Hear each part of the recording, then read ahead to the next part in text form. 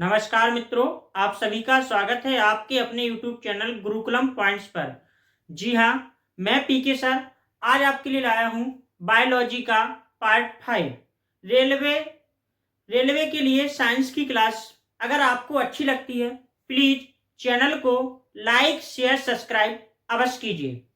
अगर बात की जाए बायोलॉजी की तो बायोलॉजी देखिए, क्लास 4 में आपने कोशिकांगों के बारे में पढ़ा था। कोशिकांगों कोशिकांगों के बारे में पढ़ा था। क्लास 5 में अगर बात की जाए तो देखिए, अगला कोशिकांग है लाइसोसोम। लाइसोसोम की सबसे पहले खोज की बात की जाए, खोज किसने की थी? डी डुबे ने। डी डुबे कब की थी? 1955 में। 1955 में। अब लाइसोसोम के निर्माण की बात की जाए तो निर्माण गोल्जी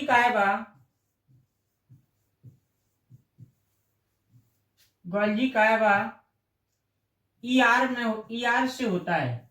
ईआर से होता है। आगे बात की जाए, अब इसके बाद देखिए, इसका अन्य नाम क्या है? इसे कोशिका की आत्महत्या की थैली कहा जाता है। आत्महत्या की थैली कहा जाता है।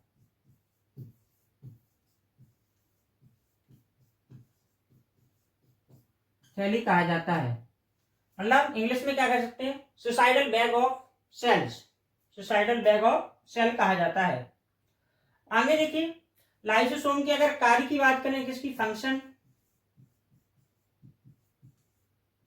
फंक्शन क्या होता है लाइसोसोम के कार्य? तो लाइसोसोम के कार्य में देखिए, पदार्थों के संचयन में सहायक।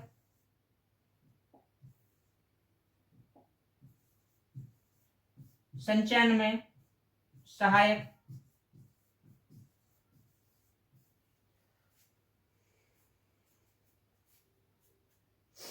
इसके बाद देखना, लाइसोसोम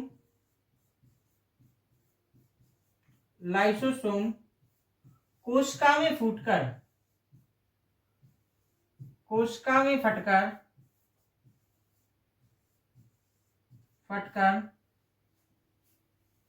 संपूर्ण कोशिका का पाचन करता है। संपूर्ण कोशिका का पाचन करता है। कोशिका का पाचन करता है। पाचन करता है। पहला कार्य क्या है? पदार्थों का संचय में सहायक होंगे। दूसरा कार्य क्या है? लाइसोसोम कोशिका में फटकर, जैसे कोई क्षतिग्रस्त कोशिका है उसमें फटकर क्या करेगा? संपूर्ण कोशिका का क्या कर देगा? पाचन कर देगा। इसके बाद देखिए, लाइसोसोम का अगला कार्य क्या है? फंक्शन। अगला फंक्शन है तीसरा फंक्शन है कोशिका विभाजन में सहायक। कोशिका विभाजन में सहायक। विभाजन में सहायक। ठीक, लाइसोसोम के 3 कार्य हैं। सबसे पहले देखिए, लाइसोसोम की खोज किसने की थी? यहां देखिए, लाइसोसोम की खोज डी डुबे ने 1955 में। निर्माण गोल्जी कायबा ईआर से होता है। इसे कोशिका की आत्महत्या की थैली कहा जाता है। कोशिका की आत्महत्या की थैली कहा जाता है। फंक्शन क्या है? पदार्थों के संचयन में सहायक होता है। लाइसोसोम कोशिका में फटकर संपूर्ण कोशिका का पाचन करता है। आगे देखिए, फंक्शन क्या है इसका? तीसरा फंक्शन है कोशिका विभाजन में लाइसोसोम क्या होता है? सहायक होता है।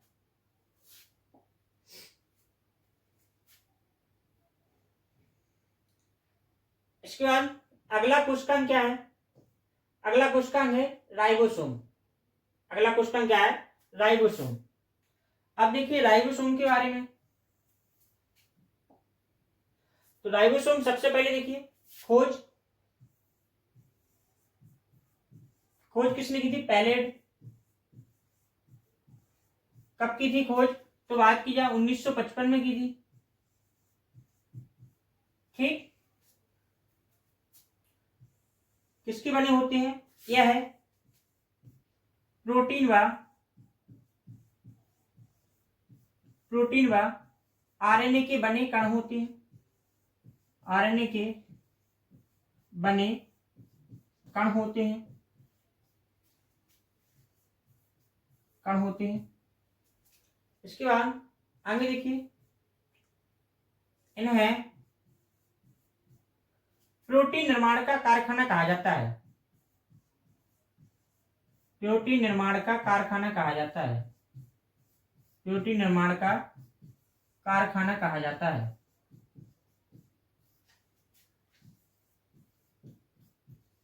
कहा जाता है। अगर बात की जाए, ऐसे भी आ सकता है, प्रोटीन की फैक्ट्री किसे कहा जाता है? आप कह सकते हो factory of protein. Factory of protein. ठीक, प्रोटीन की फैक्ट्री किसे कहा जाता है? लाइसोसोम को कहा जाता है। राइबोसोम को कहा जाता है। अब देखिए फंक्शन की बात करें, राइबोसोम के फंक्शन देखिए क्या है? प्रोटीन का संश्लेषण करना। प्रोटीन का संश्लेषण करना। संश्लेषण करना क्या है? राइबोसोम का कार्य है। इसके बाद देखिए राइबोसोम के प्रकार की बात की जाए तो राइबोसोम कितने? 2 प्रकार के होते हैं। पहला प्रकार क्या है? 70S प्रकार के राइबोसोम। दूसरा है 80S प्रकार के राइबोसोम। ठीक, अब देखिए 70S प्रकार के राइबोसोम कहाँ पाए जाते हैं? तो यह प्रोकैरियोटिक कोशिकाओं में पाए जाते हैं।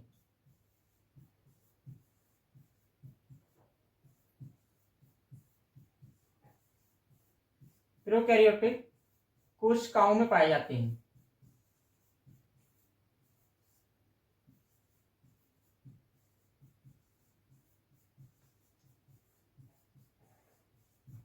अच्छी प्रकार के राइबोसोम कहाँ पाए जाते हैं?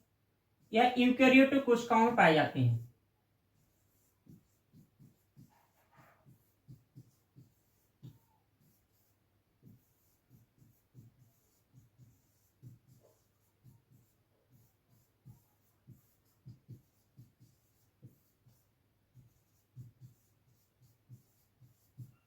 ठीक, इतना हो गया राइबोसोम।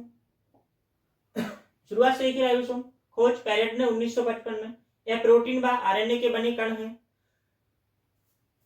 आरएनए के बने सूक्ष्म कण हैं। कैसे कण हैं? सूक्ष्म कण। सूक्ष्म कण होते हैं। इन्हें प्रोटीन निर्माण का कारखाना, फैक्ट्री ऑफ प्रोटीन कहा जाता है। फंक्शन क्या है? प्रोटीन का संश्लेषण करना। फिर आगे देखिए, राइबोसोम 2 प्रकार के होते हैं, 70S 80S प्रकार के। यह प्रोकैरियोटिक कोशिकाओं में पाए 70S प्रकार के, 80S प्रकार के यह यूकेरियोटिक कोशिकाओं में पाए जाते हैं। ठीक,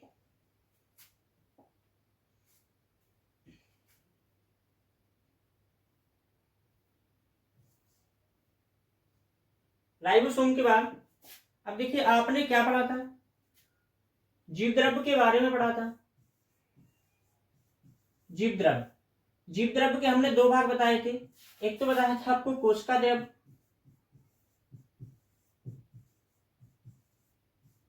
दूसरा बताया था केंद्रक। कोशिका द्रव्य के अंदर आपने क्या कोशिकांगों के बारे में पढ़ा? कोशिकांगों। और आपने लास्ट कोशिकांग क्या पढ़ा? लास्ट कोशिकांग आपने राइबोसोम पढ़ा। राइबोसोम। अब बात की जाए किसकी? केंद्रक की। तो हेडिंग बनाइए, आपने ये सब पढ़ लिया है पिछले वीडियो में। अब जीवद्रव्य का अगला भाग क्या है? केंद्रक। हेडिंग बनाइए केंद्रक।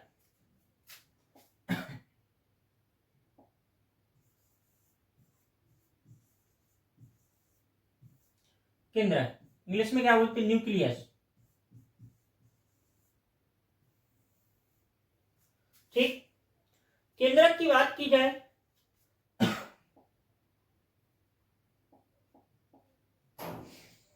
केंद्रक की अगर बात की जाए तो केंद्रक की खोज सबसे पहले खोज देखिए, खोज 1831 में किसने की थी? रॉबर्ट ब्राउन ने।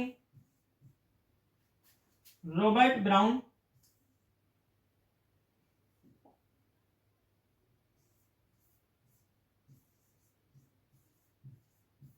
ब्राउन ने 1831 में की थी। अब इसके अगर अन्य नाम की बात की जाए तो देखिए केंद्रक का अन्य नाम क्या है? अन्य नाम अन्य नाम की बात की जाए तो कोशिका का नियंत्रण केंद्र, कोशिका का नियंत्रण केंद्र, कोशिका का नियंत्रण केंद्र,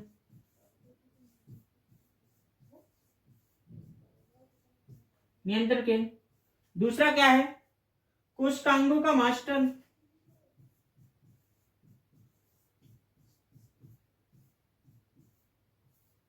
कोशिकांगों का मास्टर, ठीक, जिसके अन्य नाम है केंद्रक के। इसके बाद देखिए कोशिका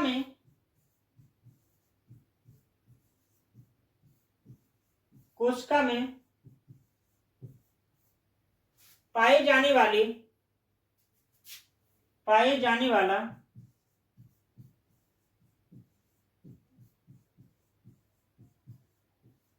सबसे बड़ा अंग है,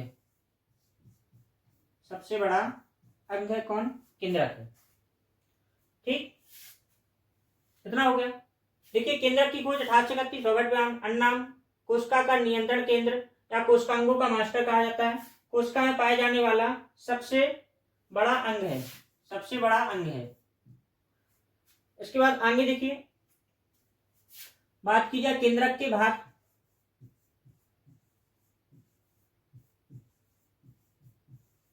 केंद्रक के भाग तो आपने केंद्रक के कितने भाग हैं? 4 भाग हैं। नंबर 1 पर आपको मिल जाएगी दोहरी झिल्ली,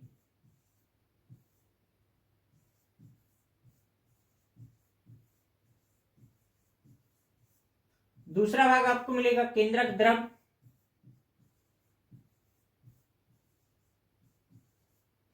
केंद्रक द्रव, फिर तीसरा भाग आपको मिलेगा केंद्रिका, और चौथा भाग है क्या? क्रोमेटिन पदार्थ, क्रोमेटिन पदार्थ। और बाद में इसी क्रोमेटिन पदार्थ को क्या कहा गया? गुणसूत्र। क्या कहा गया? गुणसूत्र। ठीक,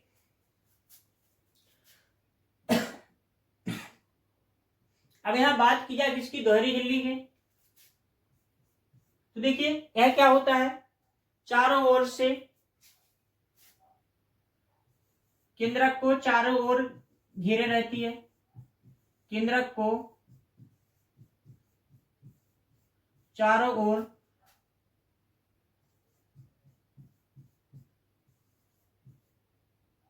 ओर से घेरे रहती है, दोहरी झिल्ली हो गया। केंद्रक द्रव, केंद्रक में पाए जाने वाला तरल पदार्थ, केंद्रक में पाए जाने वाला तरल पदार्थ,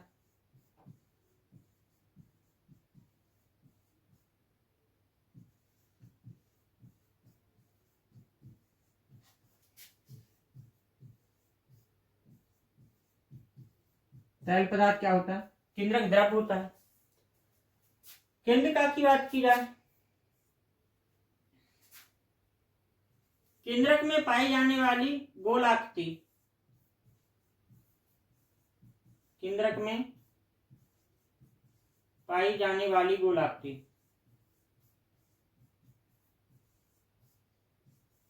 गोल आकृति क्या है? केंद्रिका है। इसका क्रोमेटिन पदार्थ की बात की जाए, केंद्रक में पाई जाने वाली धागे नुमा संरचना,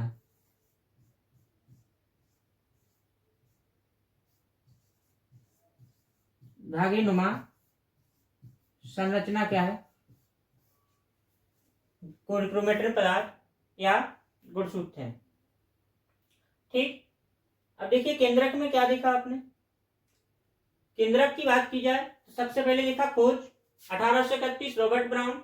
अन्नाम कोशिका का नियंत्रण केंद्र या कोशिकांगों का मास्टर कहा गया। कोशिका में पाए जाने वाला सबसे बड़ा अंग कौन सा है? केंद्रक है। फर्स्ट नंबर पे कौन है? केंद्रक है। अगर बात की जाए सेकंड नंबर पे सबसे बड़ा अंग कौन सा है? सेकंड नंबर पे आपने देखा होगा, सेकंड नंबर पे लवक।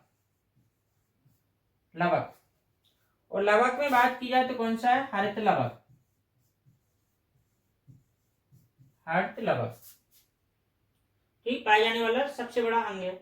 केंद्रक की संरचना की बात करें तो 4 भाग होते हैं, दोहरी झिल्ली, केंद्रक द्रव, केंद्रिका और क्रोमेटिन पदार्थ होते हैं। ठीक,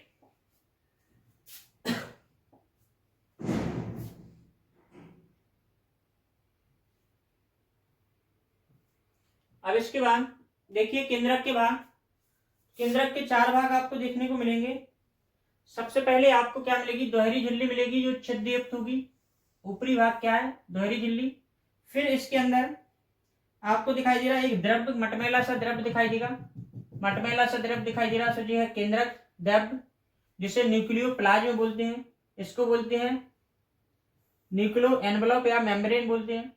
फिर इसके बाद जो गोलाकार आकृति है जो होती है केंद्रिका, और इसमें जो धागेनुमा आपको संरचनाएं दिखाई दे रही है ऐसी ऐसी, जो धागेनुमा संरचनाएं क्या होती हैं? क्रोमेटिन पदार्थ। क्रोमेटिन पदार्थ,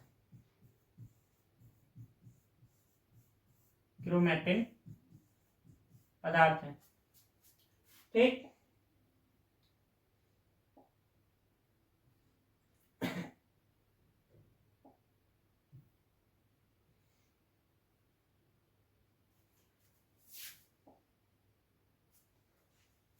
अब देखिए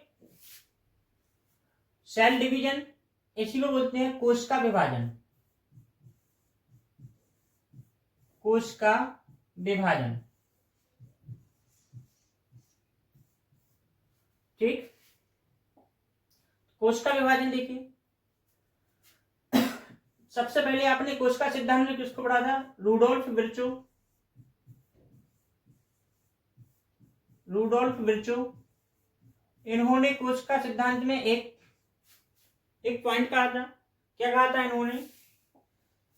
सभी कोशिकाओं का निर्माण पूर्ववर्ती कोशिकाओं से हुआ है। सभी कोशिकाएं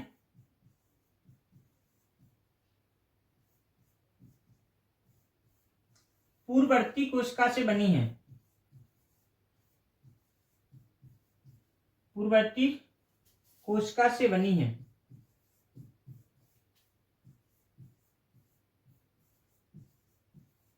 कोशिका से बनी है, ये किसने कहा था? रूडोल्फ विर्चो ने। ठीक, बाद में देखिए वैज्ञानिकों ने इसे क्या कहा? कोशिका विभाजन कहा। मतलब क्या है? एक कोशिका से नई कोशिकाएं बनने से, ये क्या है? पूर्ववर्ती सेल, पूर्ववर्ती से नई कोशिकाएं बनने की क्रिया को क्या कहा गया? Cell division. क्या कहा गया? कोशिका विभाजन कहा गया।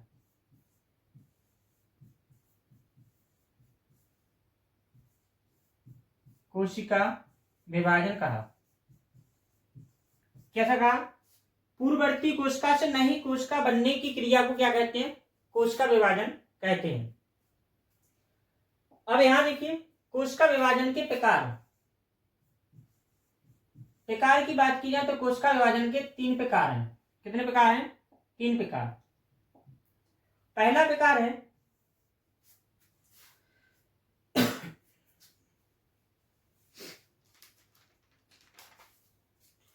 ठीक, कोशिका विभाजन के प्रकार, पहला प्रकार है द्विविभाजन। द्विविभाजन, द्विविभाजन क्या होता है? यह सरल जीवों में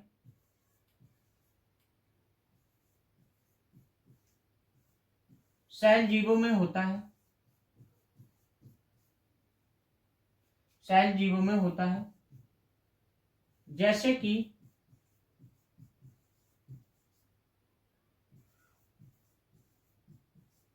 जीवाणु, बीजीय आदि। ठीक, सरल जीवों में होने वाला विभाजन कैसा होता है? द्विविभाजन होता है।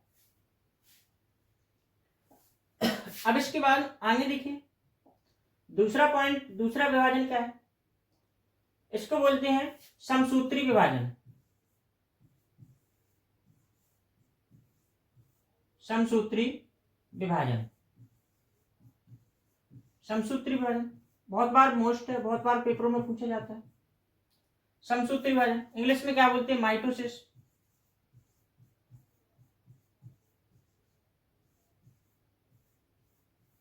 इंग्लिश में क्या बोलते हैं इसे, माइटोसिस बोलते हैं। इसके बारे में देखते हैं। यह यूकैरियोटिक कोशिकाओं में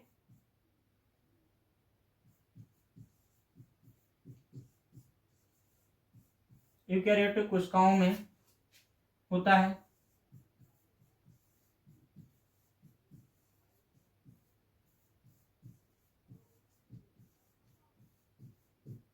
यूकैरियोटिक कोशिकाओं में होता है। इसके बाद देखिए समसूत्री विभाजन में, और इस विभाजन में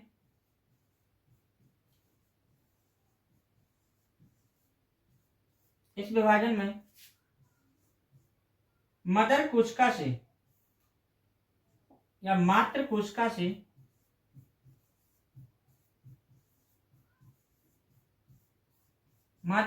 से दो संतति कोशिका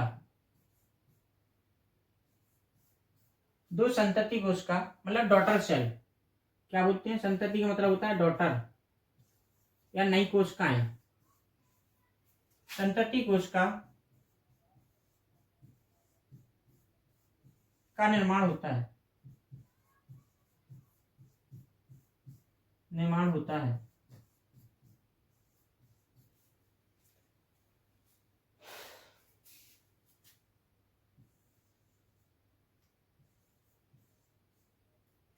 इस विभाजन के द्वारा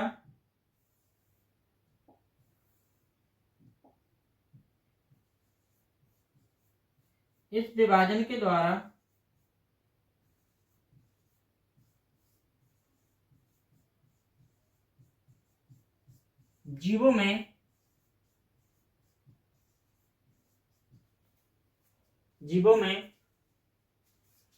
वृद्धि व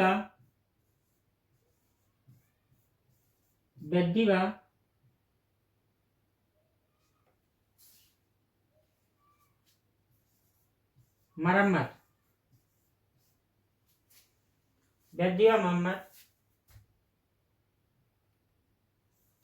होती है।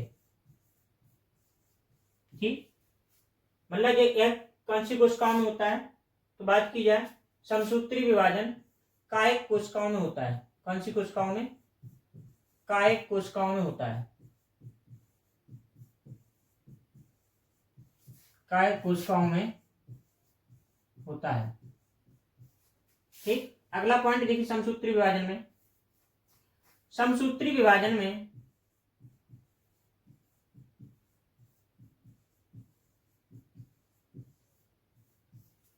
गुणसूत्रों की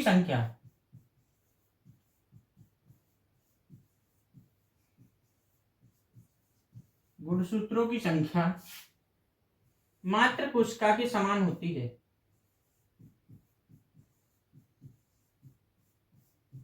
मात्र कोशिका के समान होती है। ठीक, तो ये समसूत्री विभाजन हो गया। समसूत्री विभाजन से आप देखिए किसी भी जीव के क्या होता है, शरीर में वृद्धि होती है, और क्या होती है, उनके शरीर में जो मरम्मत का कार्य, जैसे कोई क्षति हो जाए उसकी मरम्मत की जाती है। तो इस चीज में क्या होता है, समसूत्री विभाजन लाभकारी होता है। ठीक, उन कोशिकाओं में होता है। इसके बाद देखिए तीसरा प्रकार क्या है। तीसरे प्रकार की अगर बात करें, अर्धसूत्री विभाजन। अर्धसूत्री विभाजन, अगर इंग्लिश की बात करें तो इसे बोलते हैं मियोसिस।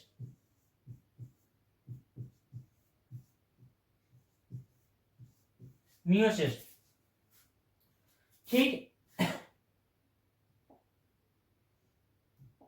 इसमें देखिए यह विभाजन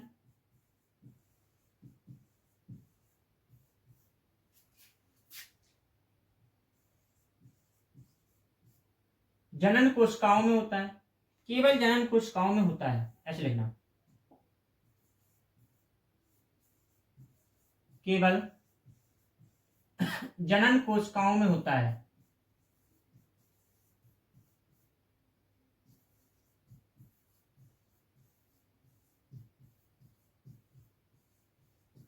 ठीक, इसमें निषेचन के पश्चात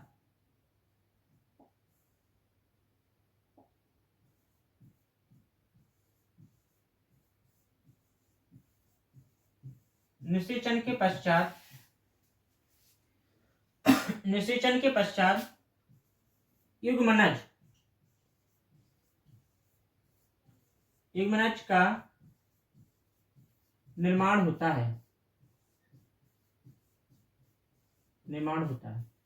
ठीक, जनन कोशिकाओं में कैसा विभाजन होता है? असूत्री विभाजन। असूत्री विभाजन देखिए, एकमात्र कोशिका से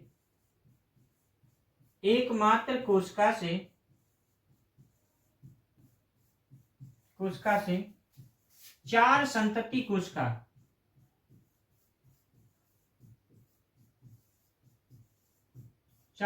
कोशिका बनती हैं।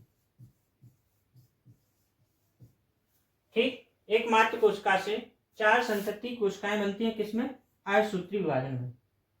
आगे देखिए, असूत्री विभाजन में गुणसूत्रों की संख्या मात्र कोशिका से आधी हो जाती है। गुणसूत्रों की संख्या मात्र कोशिका की आधी हो जाती है।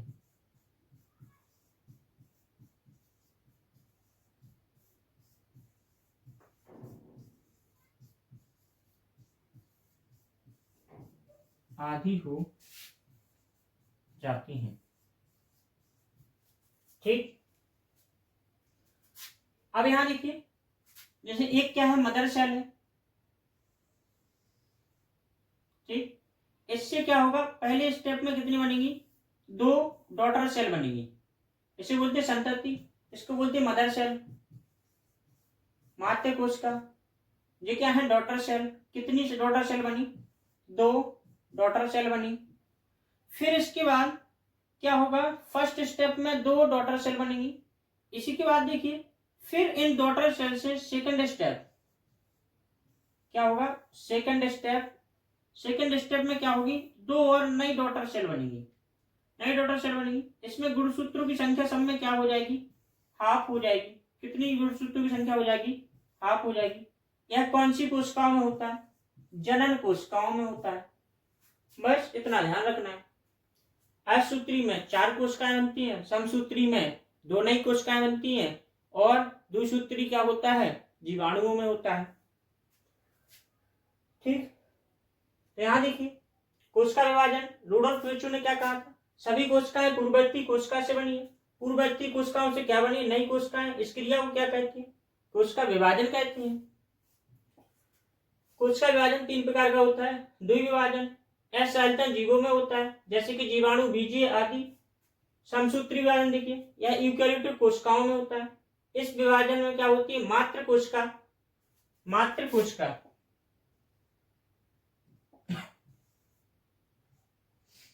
कोशिका से 2 संतति कोशिकाएं का निर्माण होता है। इस विभाजन में क्या होता है? जीवों में वृद्धि और मरम्मत होती है इस विभाजन के द्वारा। इसके बाद आगे देखिए, कायिक कोशिकाओं में होता है। समसूत्री विभाजन गुणसूत्रों की संख्या मात्र कोशिका से समान होती है। इसके बाद देखिए, अर्धसूत्री विभाजन, यह विभाजन केवल जनन कोशिकाओं में होता है। निषेचन के पश्चात युग्मनज का निर्माण होता है। इस विभाजन में एक मात्र कोशिका से 4 संतति कोशिकाएं बनती हैं। गुणसूत्रों की संख्या मात्र कोशिका की क्या रहती है? समान रहती है।